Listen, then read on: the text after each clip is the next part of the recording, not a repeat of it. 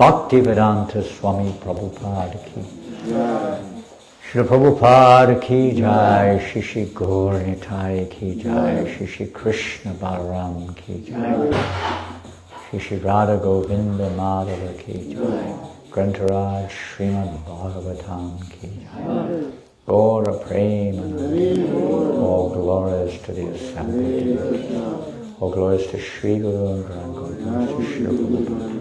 Namo Vishnu Padaya Krishna Prashtaya Bhutale Srimate Bhaktivedanta Swamiti Namani Namaste Saraswate Devi Gauravani Pracharine Nirvasesha Sunyavadi Prastachadi Shatoni. Hare Krishna. So some dear devotees from Germany, a long way. When did you arrive? Saturday. Oh, you've been many days. Okay, good. Hare Krishna. Some have returned from England. And many things are going on all over the world. Krishna consciousness to different degrees is becoming present. So today we are reading. Did we read the Sankirtan scores already? Yeah. You did, okay. Becoming present. Sankirtan book distribution continues to go on. Prabhupada said it's eternal. How it manifests in the spiritual world may be a little different. But this principle of the heart of Radharani to spread messages of Krishna, always chanting the glories of Krishna, goes on eternally. So today we're reading from the 10th canto, chapter 8. Which text? 30. Number 30. Is a very long verse. I'm not going to ask you to repeat it. We'll just read it through and move along. The title of the chapter is Lord Krishna Shows the Universal Form. And yes, we'll see what the subject matter is when we come to it. I don't know if there's any suitable meter for this long verse. Yesterday also was a very long verse. Hastakaye vachayati viding pitakolu kaladyas.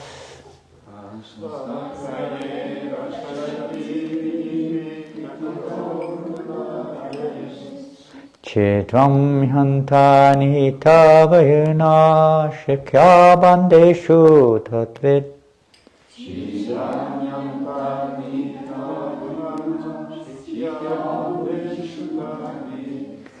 Dvantagare titamane ganam svangamarta padipam.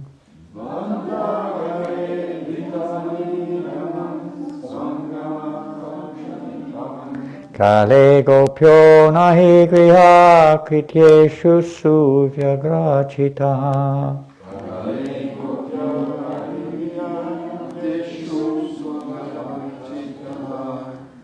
Hasta agraye.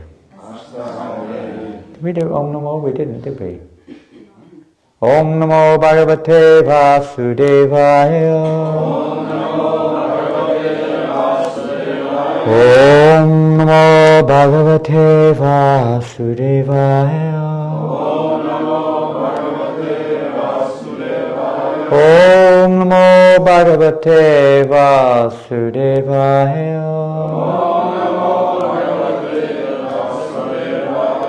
Hastagraye. When the destination is out of the reach of his hands. Vachayati, he arranges to make. With him, a means. Pitaka, by wooden planks, piled together. Ulukala, Adyaihi, and by overturning the stone mortar for grinding spices. Chidram, a hole. He, indeed, Antanihita, about the contents of the pot. Vayunaha, with such knowledge. Shikya, hanging by a swing. Bandeshu, in the pots. Tatvit, expert in that knowledge. Or in full knowledge. Dvanta agare, in a very dark room. Drita Maniganam, because of being decorated with valuable jewels. Svaangam, his own body. Artapadipam, is the light course of time. Gopyaha, the elderly gopis. Yarhi, as soon as.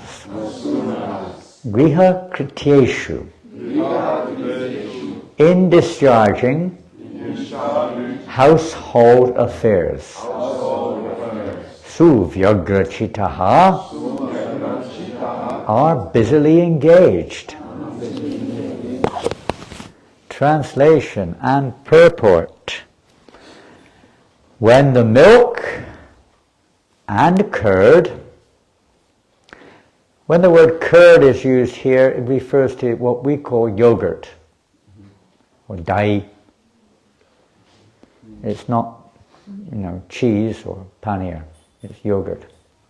Hanging from the ceiling, and Krishna and Balarama cannot reach it, they arrange to reach it by piling up various planks and turning upside down the mortar for grinding spices.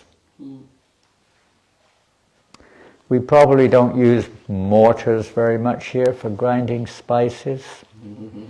Maybe a very small one, isn't it? Mortar and pestle, the little stone thing. But they would have very big ones. A little tiny one is not going to help much. They're big, grinding a lot of spices.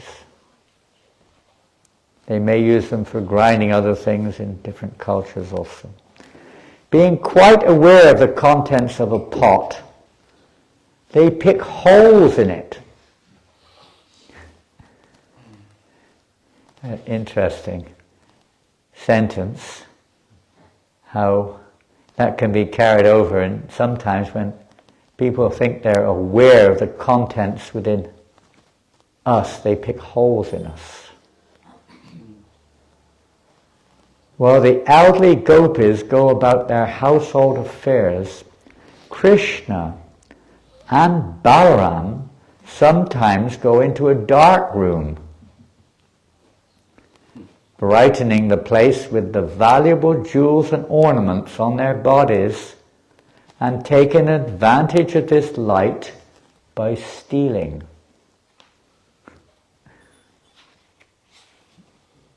Beautiful meditation.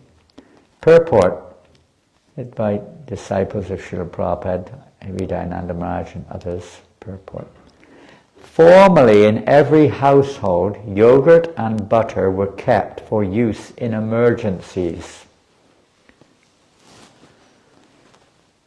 But Krishna and Balaram would pile up planks so that they could reach the pots, and would then pick holes in the pots with their hands so that the contents would leak out and they could drink it.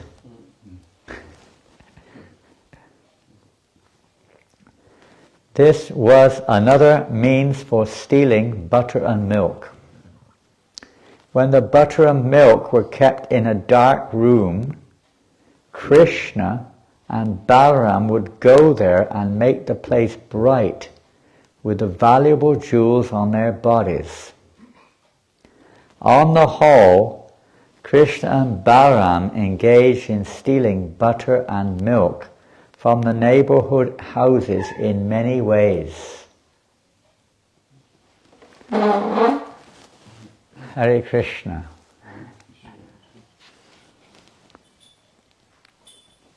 What do you, when hearing this verse and purport, what do you think about? What's on your mind? What in this verse and purport would you say resonates with you? Yes, Jason. Mischievous little imps.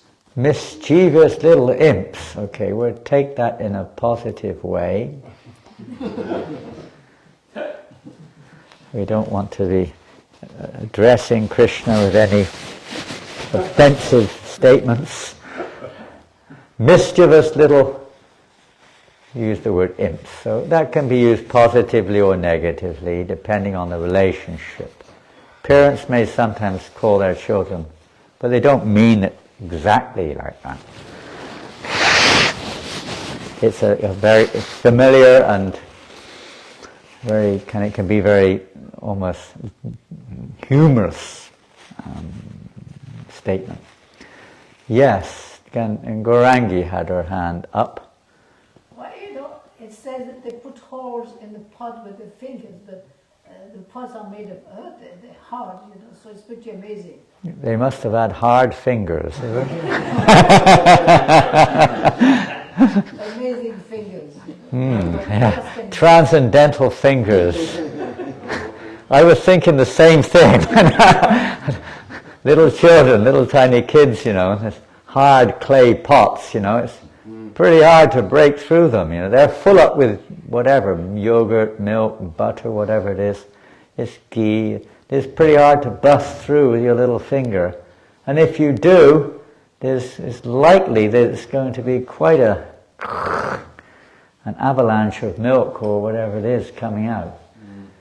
So that's definitely a transcendental interaction going on there between the fingers, the pot, and the ingredients, and the thief. Especially the thief has a big part to play in this. He's not an ordinary thief.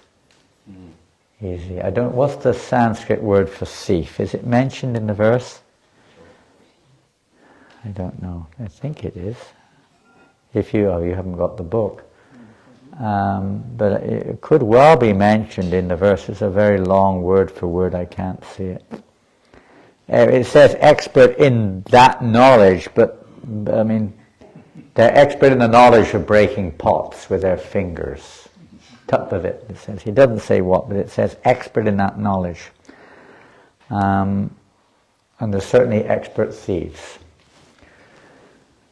No one's such an expert thief as Krishna, and especially Krishna and Balaram.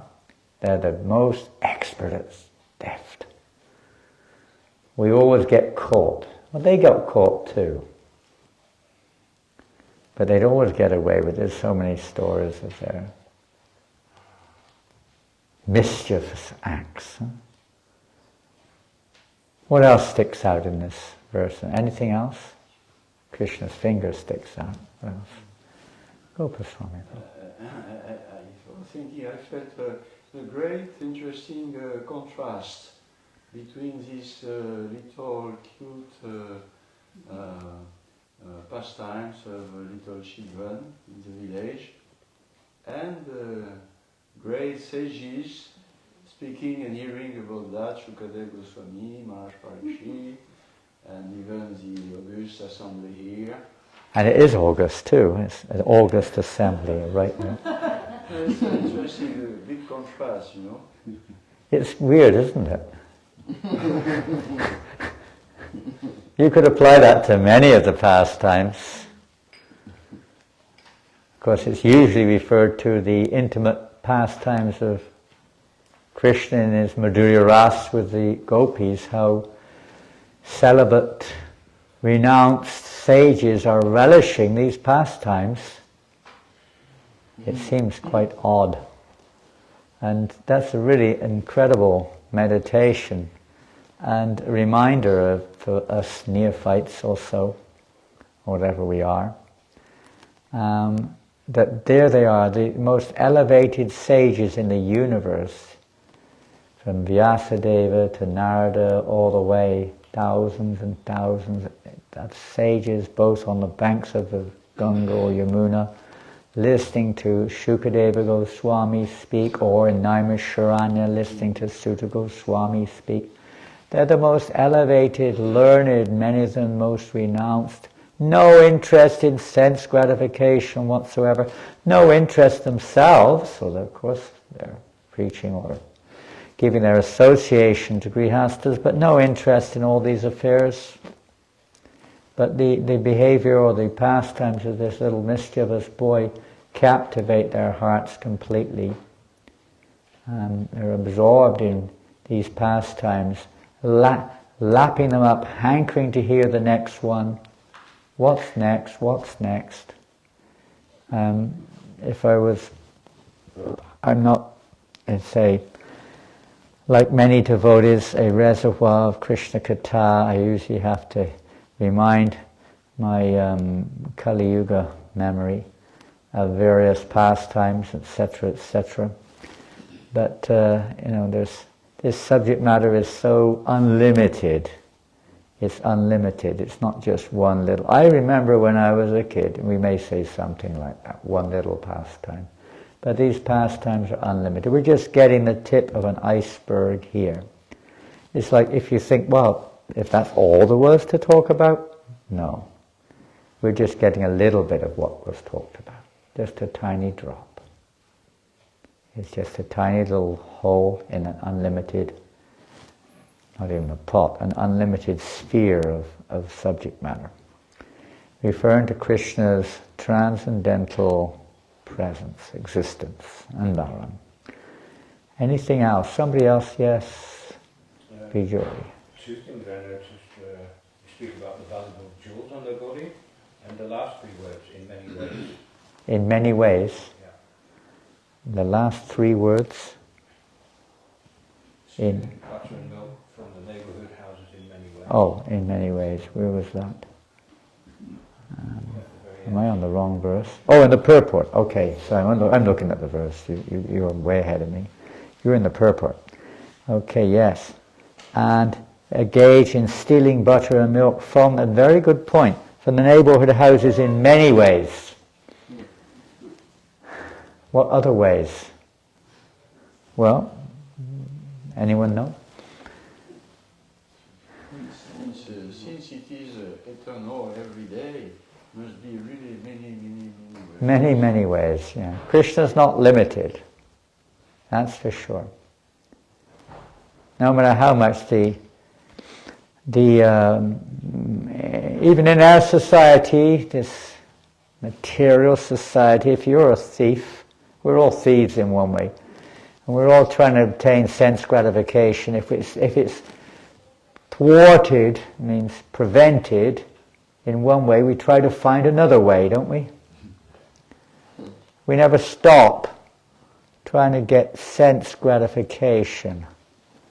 So one who's claimed or acclaimed, one who's considered a thief amongst thieves, this is the actual situation, but specifically declared a thief, they will find, if they can't get what they want in one way, they'll find another way, isn't it?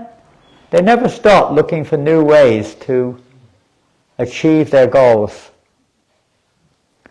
The material world basically is like that.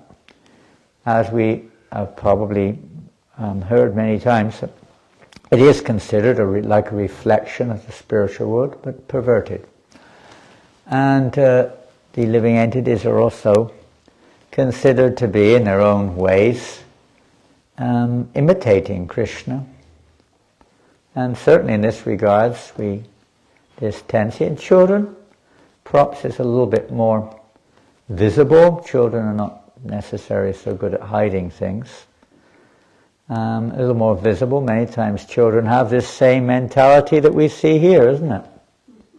Quite common. I was talking to one Brahmin, I can't even remember who it was.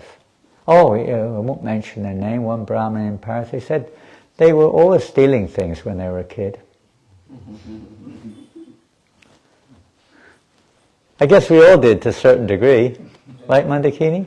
I'm not pointing at you particularly. I'm just asking for your comment. Pardon? It seems actually when we become devotees, We have this tendency when we're devotees. we become children again. We become children again, yes. And in the beginning, some devotees were actually stealing, saying that they were rescuing. They were stealing? They were stealing, saying they were rescuing things for Krishna. Rescuing souls. Well, Prabhupada kind of indicated that he was also stealing like that in a sense. And sometimes within. Yes. We sometimes see, even aside from the, let's say, the spiritual aspect of stealing, sometimes within there's borderline cases, and sometimes there's cases across the border of devotees stealing. I think we had a case just this weekend in Paris, actually.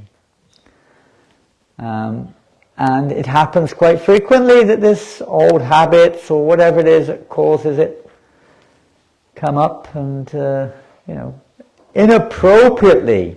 And there's we could say sometimes there's authorized, or let's say, situations which may be justifiable, but in general, not so much. Can you think of a justifiable situation where you might, and I'm not saying you should either, you might steal in the Hare Krishna movement? Oh, you're very on the ball, Bijoy. You must have a lot of experience in this regards. Hunger? What do you do when you're hungry? Look for food. Pardon? You look for food. You look for food. You steal it? It happens. Okay, now we know what's been going on. I wonder what happened with the Mangalarti sweets. I think that's probably the most common, I don't know about here, but I think in ISKCON that's probably the most common object of theft in our movement, other than the the unauthorized or the not so good aspects. I wasn't referring to myself. No, I know, you're never referring to yourself, you're so selfless, you're always... but it's very common. I don't know if they have that experience here. I mean, I don't know if the pujari falls into that category, where the line is with the pujari, how many Mangalarti sweets or samosas they're authorized to take from the Maha and put aside for their own dinner or breakfast or whatever it is, midnight meal. You must have experienced this, especially in the old days, isn't it? Maha thieves. Pardon? It was great. It was great. It was one of the most exciting things. We're not proposing you should introduce this as a policy of the... We don't have enough.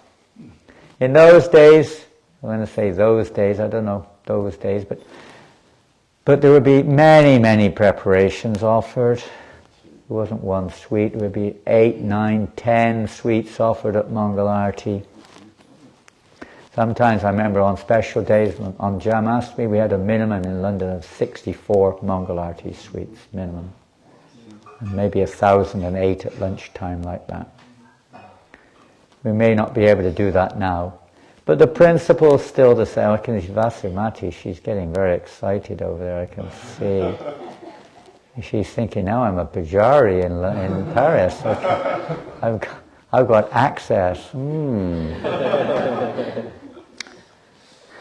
Sometimes it's still on the altar and we're thinking about what we're going to do with it once it's off the altar.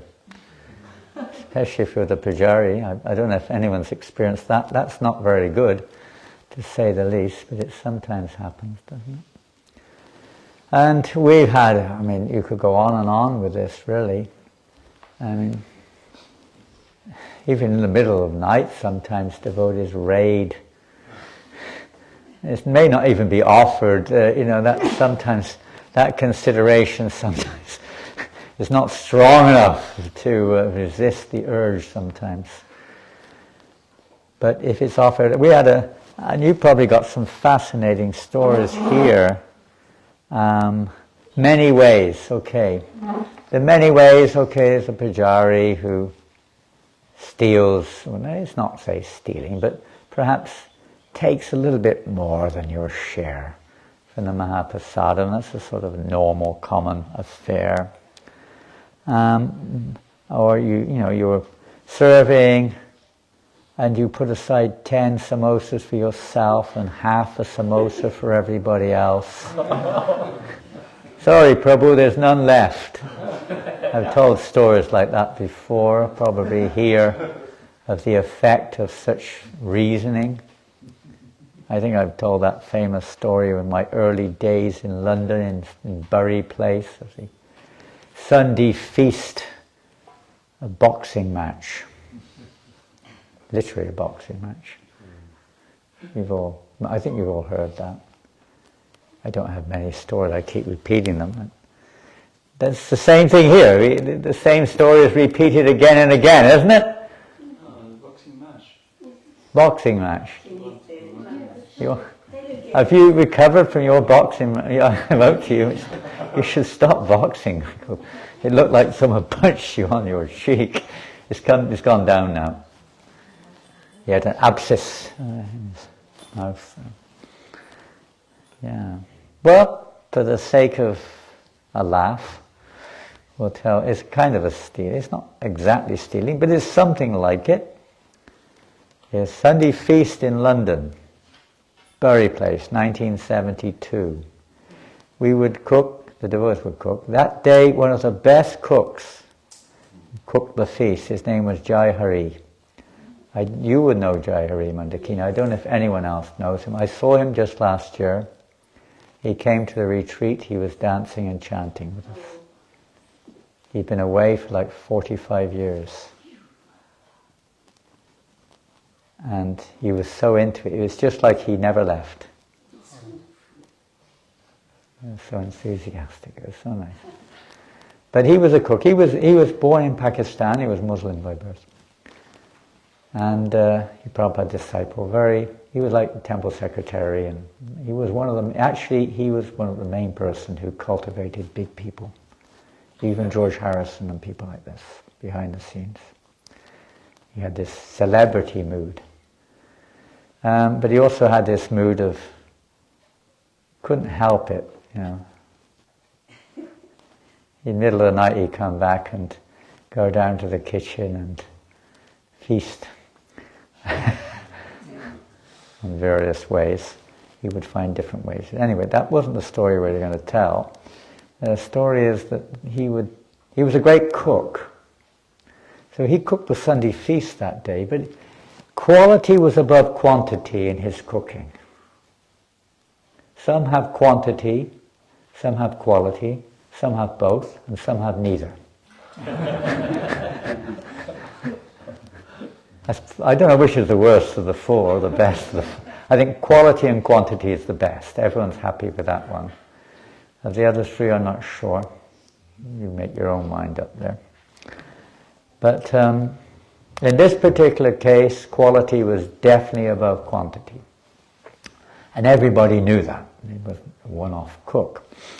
And so everyone was eager. They had a system. If you remember the prasadam room, we have a long-term relationship with that prasadam room. That was my first meeting with Mandakini, referring to the prasadam room. And it was a small room. It was just an ordinary sized house room, basically. It was the prasadam room. You could get 20 people sitting in there, maybe, at most. So they would lock the door of the prasadam room. The pots would come through into the prasadam room, then they would lock the door, and the chosen servers would set the prasadam up to serve the feast. They had a little table, serving pots on the table, and when the door would open, it was like the Bombay ticket office, if you've ever been, what it used to be like. If you were at the front and you weren't strong, you end up, if you were still conscious, at the end. As the stampede to get to the front of the queue would begin. As soon as it was like a stampede. You know what a stampede is? What's a stampede? You know the French word for stampede? Everyone like a mad rush, you know. Like, might makes right, you know. And it was like you almost had to have somebody there, guarding the line. It's like, line in India, they're line, and everyone's pushing and shoving to get to the front, I was into that. I didn't care. I just waited at the back, I didn't like pushing and shoving, and I certainly didn't like boxing, that's for sure.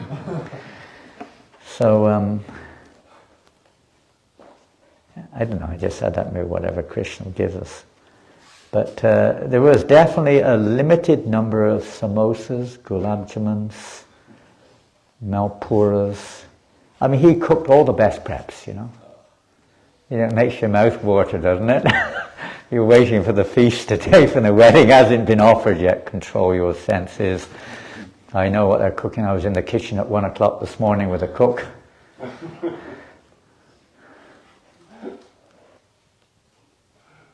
And he cooked all the best of the best. And he was the best of the best. Almost. Rivatanandan was the best of the best. They were both there in Soho Street. And many others too. Balagopal. So many cooks were there. We had some great cooks there. As you probably did here too. The devotees were great cooks in those days, weren't they? Amazing cooks. It was like a really big thing to be a good cook, and nobody speculated. Everybody learned how to cook just the way it should be. That's how it was. It wasn't time to speculate. It had to be just nice, the way Prabhupada would like it. So he cooked so well. And the devotee in front of me is this very nice young man. We got initiated later together. And his name was Dhiranayaka. I don't know if you ever knew Dhiranayaka. Dhiranayaka was such an amazing soul, but he had one amazing quality. He was a prasadam addict. It was like if anything captured his heart, it was prasadam.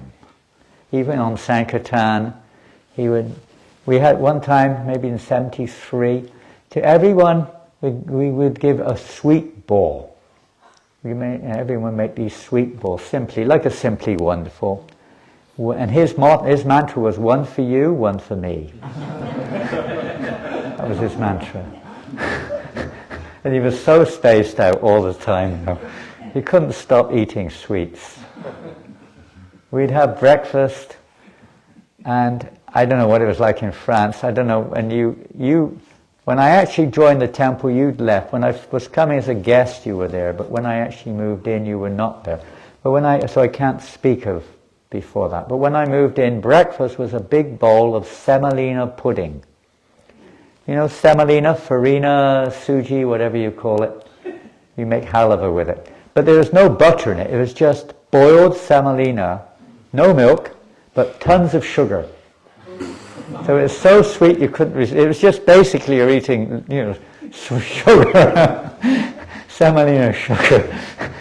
And you couldn't. Devotees would eat 3, 4, 5 bowls, and these bowls were 1 liter bowls. They weren't small bowls. And you can imagine the effect of that. So many devotees to this day cannot hardly eat anything from that era. Yeah. And he was he was a sugar addict, you know. And if you were lucky, you got 8 or 9 chickpeas. That was like the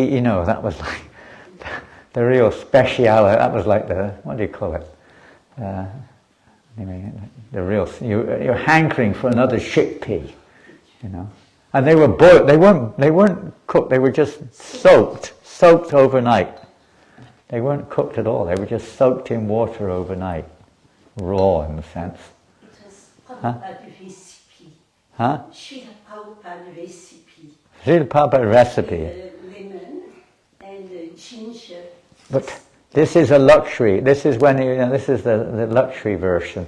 We wouldn't even have that sometimes. It was just soaked overnight, full stop. There's salt in the water, salty water. And then sometimes we would fry them, you know, and a little ginger and fry them up in the morning and then squeeze some lemon. That's if you were really opulent. We didn't have all these opulences, and sometimes we did, sometimes we didn't. That was on a special day. So he cooked this fantastic feast. And Dhiranayaka Prabhu, who was like, unfortunately he was tall and thin, and somehow he was near the back of the queue. I don't know why, never asked him. So we could see as the queue went down, there was only about 25 devotees in the temple, so it wasn't a very long queue, but he cooked about 20, there was about 20 samosas in the tray, or maybe 22 or something like that. And the same with the gulabs, and everything was like limited, you know, counted almost. And so then we got to the close to the queue, we could see that the gulabs had just run out, and then the samosas had run out, and then this had run out, and that. There was rice, there was dal, there was sabji. Yeah. What's wrong with that? But he was getting quite irritable. He was like, shaking almost, And then we got to the front. Literally speaking, all these specialities were no longer available. It was a disaster. And I can't repeat word for word, but pretty close. I won't repeat every word, but pretty close. Where's my samosa? There's none left. This is not fair. Trinada piece in China. I'll bet you've got one, haven't you? Because the servers would save their prasadam, before they started serving. They would put their plates. They would put cardboard boxes on top of their plates so no one could see it. And so, our dear Prabhu said, I bet you've got one. Mind your own business. These are almost word for word. It's amazing how these things stick, I can't remember anything about Krishna, but I can remember all these strange pastimes.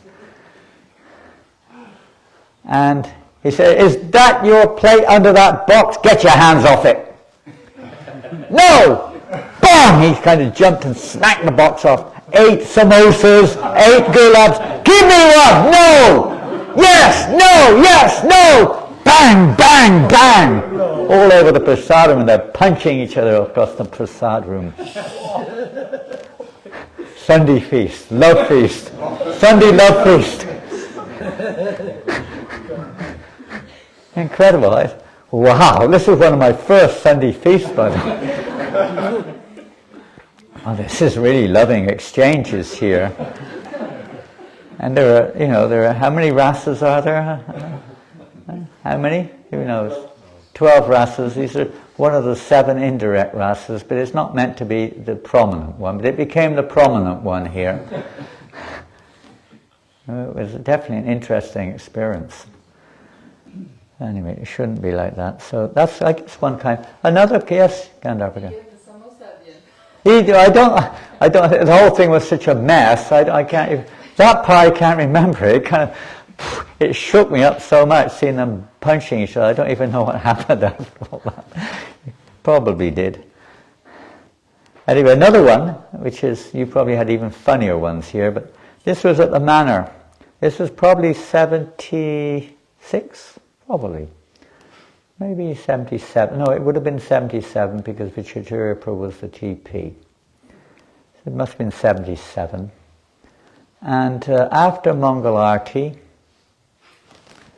the sweets, because there was quite a lot of sweets offered, Mangal Arti sweets, they would be locked up, and distributed. We had a system. We used to, all the Mangal Arti sweets, most of them, except for the special guests, were given to the new bhaktas. The new bhaktas would have, first-class prasadam every day. And they were locked up. But we were noticing that every day, many of them were disappearing before, breakfast. Nothing unusual. Usually there's none left before breakfast, but we were purposely trying to keep them. So they were disappearing, so we locked them in the president's office. And then we noticed they were still disappearing. Is it the president himself, maybe, who's stealing them? Not surprising.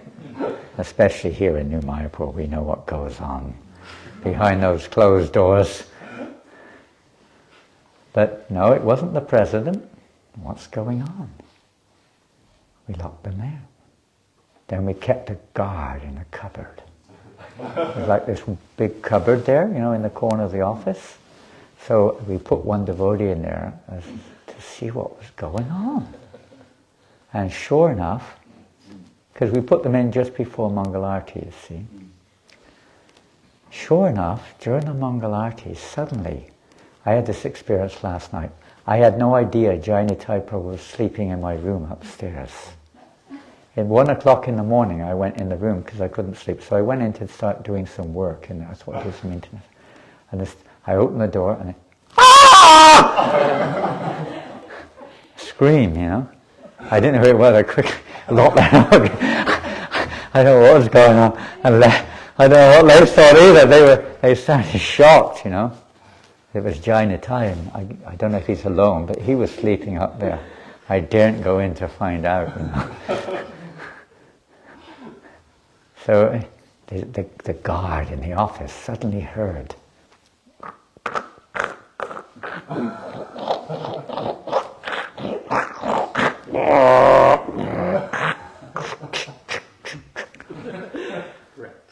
The window had come off. The window. The maintenance crew had found a way in through the window. It was the maintenance crew. I don't know if our maintenance crew were here today.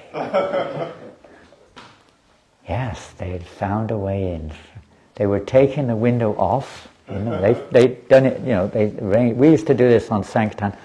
We would go to a university to preach in the evening, and we would leave one window in the bathroom slightly ajar. So in the morning, we would come, open the window from the outside, climb up the wall and down into the bathroom to take our shower, go back to our vehicle again, like that. So they were more expert than that. They actually were able to, you know, arrange it so that they could get in. I don't know how they did it, but they did. The screws and everything, they arranged it so they could get in. So they were caught eventually. Very clever way of stealing the Maha. Many other ways of stealing are there. I remember when I first became the temple president, I'm giving you we want you to become expert at least at something. So when I was temple president in Auckland, the first thing I noticed in terms of the money was that every Sunday the arti tray would go around. You know, you don't do that here much, but the arti tray would come around. A lot of Indian people, they all liked, especially the Gujaratis, they like to put money, isn't it, Asika, on the arti tray. You know, €5, €10, $10, wherever you're from. So I saw when we would open the box, donation box, Monday morning with the treasurer to see what was in, there was very few notes in there. And this had been going on a long time. I looked at the records of the previous managers. There was next to nothing. They were saying, oh, a useless program. No one gives any money anyway. But that because they were never there for the Sunday program anyway. But I would be there for the Sunday program. I would see all the money going on the tray and what they were putting in the box. And I think, there's something wrong here. Something wrong. So I checked it the next week, and definitely there was money missing. So we took the box immediately after the program and locked it in the office, just to see. And sure enough, the next week there was like 10 times as much money in the box. Same crowd. Something's going on here. The next week we did the same thing. Again, it was only a small amount. Locked in the office it was. And what I found was that the box, it looked like it was locked, but what was happened, no one checked it, was that the latch which was holding the lock was not attached to the box. So the lock was attached, but the latch they're lifting the latch at the back of the box up, and the whole thing was open. So we locked it in the office, and then after 1 week, the same thing happened again. The same thing again. Whoever it was, we put someone there. Some of you may know Kripa Sindhu. He used to come to France occasionally. He was with us in New Zealand. We left him in the office, quite strong and sharp person. We left him in the office, locked him in, well, not locked him, we put him, he was in the cupboard again. In the middle of the night, again, the door was opening. And somebody had the key and they were coming in. It's amazing, huh? There are certain people like this. You can't stop them no matter what we couldn't catch him, but we never saw him again. He ran for his life, but he never came back. But it's amazing, this habit. But this comes from Krishna. Now, one thing is about this pastime, well, any pastime, my understanding for all it's worth, And you could go into the Leela. There's so many pastimes about this Leela, and probably some others will tell or have told about the interaction between the gopis complaining to Mother Yasoda about your boys stealing our butter and yogurt. Even if we put it in the pots, he somehow or other finds it, breaks the pots and gets it. And even if he doesn't get it, he pees on the floor and pinches our babies and causes every havoc you can think of. We can't stop him, and even in a dark room, he seems to be able to see. And it's not just the jewels on his body. He's a fortune anyway. He doesn't depend on the jewels become a fortune because of him. Not he becomes a fortune because of them. Everything becomes beautiful because of Krishna. There's so many pastimes related to this. Hare Krishna, welcome. So good to see you again, Tarun. How are you? And you're a wonderful team. Amazing. We were together, 20 years ago in London? 25. 25, my gosh. 5. And you were in Hungary for a long time, now you're back in the UK, is that right? Yeah. Wonderful, wonderful. He was thinking of moving to France. If you get your Gurukul together, maybe you'll think about it. Yes, who knows. Wonderful. So where were we? Where were we? Come on. Anyone still here? Yes. Krishna is beautifying. He's beautifying everything that comes in contact with him, and similarly his pastimes. Is there a difference between Krishna and his pastimes? Is there a difference? No. Yes and no. There's variety there, but there's no absolute difference, is there? They're equally pure, they're equally transcendental, they're equally spiritual, they're equally everything. Isn't it, in one sense? Name, form, quality, pastimes. So if in the presence of Krishna you become purified, in the presence of his pastimes you become purified, if you have this little habit of stealing or whatever it may be, lusty habits, whatever they may be, there's a good chance. That's why it's said, if we read in many places, Chaitanya Sikshamrita, Appreciating Vrindavan Dham, and Krishna Samhita, in different literatures, we'll see that the anarthas, the unwanted habits that we have, the perverted reflections of imitation that we have of Krishna, one of the ways that they can be purified, rectified, is by hearing certain pastimes of the Lord, isn't it? So this pastime of stealing, we all have this pastime. We may accept, recognize, understand or not. We're all thieves. As we're trying to steal what is Krishna's. We're trying to steal this property and claim it as mine. So this pastime of stealing, beautiful pastime, we laugh. It's fun to hear. And even little children, sometimes you have a laugh. Even I used to have a pet dog, a little collie dog, when I was a little kid. And this dog also would steal. It would try, if you left, somehow it would try to find its way into the fridge. If the fridge was slightly open, it would, take things out of the fridge. It's kind of stealing. You punish the dog a little bit, but it's like a child. They don't understand, or whatever. And you don't punish the child exactly, do you? If I was saying yesterday, if you have a fruit stall, for instance, and a little 3-year-old kid comes and takes a banana, are you going to call the police? Thief! Thief! Call the police will arrive. Where's the thief? There he is. 3-year-old kid. They might arrest you. You nonsense. No, you get a little bit, but you don't take it that seriously. Even there, the little Krishna, little boy, they're getting angry, they're getting uptight about it, but they're in bliss that he's stealing. They're in bliss. You may not be in bliss when you see your mobile phone's gone. You may not be in bliss. He who gives is he who takes. We see this in our Paramahamsas. They often say, what's the big deal? He who gives takes. He gave it to you in the first place. What are you getting upset about? We would see it differently. It's all everything belongs to Krishna. Every single thing is for his enjoyment. Just like we were reading recently, yesterday or the day before, I can't remember. But in the Bhagavatam, in the 8th canto, Bali Maharaja, Vamadev took everything. He was a thief. Big time thief. He took everything. You could say he was offered it, but he was only offered 3 steps of land. So it's a kind of another way of stealing, isn't it? He expanded himself as big as the universe and took everything. He got cheated, at least from the mundane point of view. But it's all enjoyment. Prabhupada said in the purport, he said, Krishna did this just to enjoy his relationship with his devotee, Bali Maharaj. So he could have some enjoyable pastimes with Bali. He did this whole thing. It's all pleasure. And when we hear this activity, these pastimes enacted in their original pure form by the absolute truth, it helps to cure our disease, whether it's theft, whether it's lust, whether it's greed, whatever it may be, helps to cure it.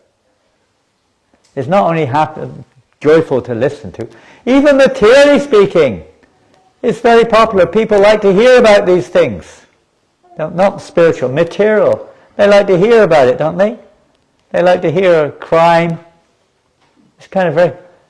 different people are different, obviously. Lusty pastimes, criminal pastimes, espionage. Right? They like to hear these things. Very popular. Because it has its origin in Krishna. Everything has its origin in Krishna. And when we hear it in relationship with Krishna, then we can become pure. Everything's like that. To learn how to see everything in relationship with Krishna, whatever it is, it purifies.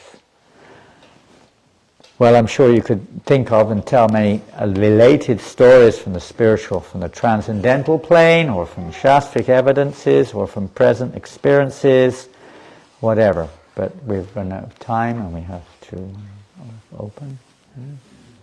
If there's anything left and it hasn't been stolen, it will be prasadam time. We hope that all that... what's the devotee's cook name from Soho Street? What's his name again? I've slipped my mind. Pardon? Tirupati. Tirupati Prabhu. Hope that all the wonderful things he was cooking last night are still there. Are they still... You guarding the kitchen? No, something was there, but I don't know if it was for breakfast or for lunch. Oh my God. I hope somebody knows. You're going to have a treat for breakfast if it's not carefully maintained and looked after. Jai Prabhupada. So any comments or questions? Gaurangi? No, with Balaram to give it, it's time to steal flowers from the neighbors. Whoa! One thing about this, when we came on the road, my wife said, you know the sunflowers? Yes. She said, at least those who took them should not have taken the whole, line just... Oh my God. Oh my God. Oh my God.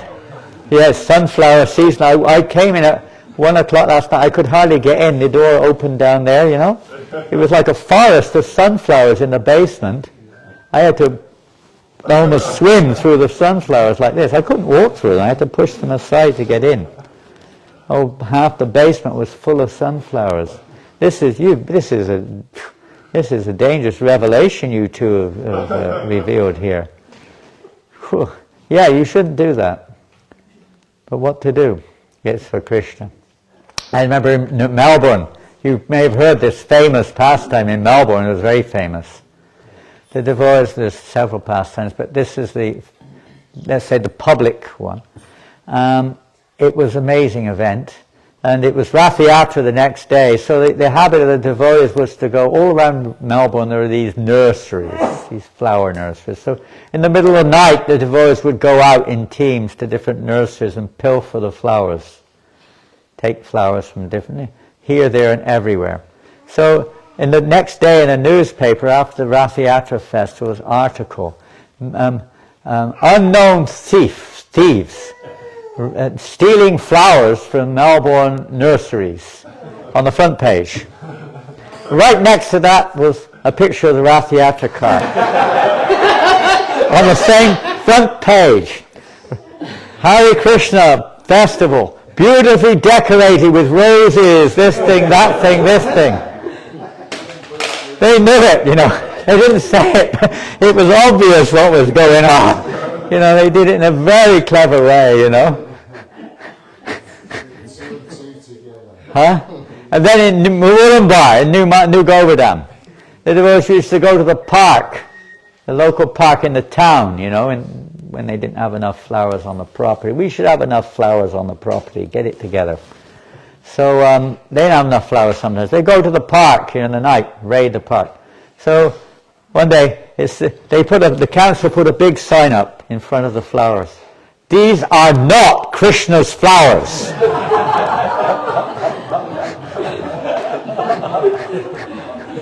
They're very easygoing in Australia, but they make it. They let you know about it. You know, these are not Krishna's flowers.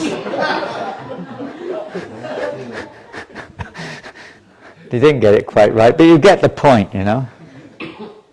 Bear that in mind. We have to make good friends with our neighbours. Please bear that in mind. Yes, Mandakini. Yes, Maharaj, one act of stealing by one devotee had very good results. It was the dear Malati. Malati. She was expert with stealing. Yes. Tell the famous story. She was calling it rescuing for Krishna. Rescuing for Krishna, yeah. And one day she went into an import-export Indian shop and she came back with a little wooden statue. Yes, a black-coloured statue. Black color. And then Shyamsundar brought it to Srila Prabhupada, who immediately fell down on the floor. Then he called back Malati. He said, "Did you see any more?" She said, "Hundreds." He said, "No, just a yellow one, a white one." And she said, "Yes." Prabhupada smiled and said, "Get them." There you go, authorized. And that's how Lord Jagannath came. Yes. So, amazing, huh? And Srila Prabhupada asked Shyamsundar, "You skirt them big." And these are the first deities in ISKCON, other than Prabhupada's personal little deities. These are the first deities in ISKCON. Jagannath, he has his way of doing things. Sometimes this is, but we have to make sure it is authorized. Even the Ranganath temple in South India was basically constructed by, I can't remember the Acharya, the Alvar's name. He engaged all kinds of thieves and dacoits to plunder other rich people in order to build the temple. But we don't imitate that. And there is a story of Shushirala Logodishvara. I heard the story. Yes. Yes. More or less. Not entirely. I don't know which is more or which is less, but certainly there's an element of that. Another way of getting what you want. As far as the man was concerned, he felt almost that Prabhupada stole the deities from him. But he actually was offering them, but on his conditions. Prabhupada did not accept his conditions. He established the conditions, and Imam was saying, no, the deities are very heavy. We will bring them later, Swamiji. We will bring them later. No, they're not very heavy. I'm sure they're not very heavy. Tomorrow, how heavy is, which one ran? Shyamsundar? How heavy is Krishna? Not very heavy, Prabhupada. Not very heavy, Prabhupada. Tomorrow, they were really heavy, but they were trying to make, when you go through the baggage check sometimes, hand baggage, you got 7 kilos, you got 20 kilos, you're like walking through, you're trying to hold it with your little finger as if there's nothing in there, it's like, when you get past the check, it was like that, Yeah, you've got to behave like you're not cheating, you're not stealing if you want to get away with it. You've got to be expert. Not everyone's expert. Some people are not so expert, they get caught even though they do everything. No matter what they do, they get caught. Some people, they're just more expert. Everyone's got an expertise, do it for Krishna, whatever it is. So that's nice. So beautiful stories in our present day and age related to this original pastime of Krishna, which brings purification, bliss, auspiciousness, everything for the whole universe. And let us continue hearing the pastimes of Krishna over and over again, which we don't do enough of. Read the Krishna book, something we always used to do daily, isn't it? I know devotees have been reading the Krishna book every day since the day they joined this movement. They've read it hundreds of times. Does it ever get dry? Does it ever get boring? I don't know. Maybe if we're in Maya, you might feel like that. It's like ever fresh to hear. Even the pastimes in ISKCON, I must have told that pastime 100 times. It never gets dry, you know. It's funny, huh? You always get some different angle of taste. You know? Hare Krishna. So now I guess the wedding is getting ready to begin.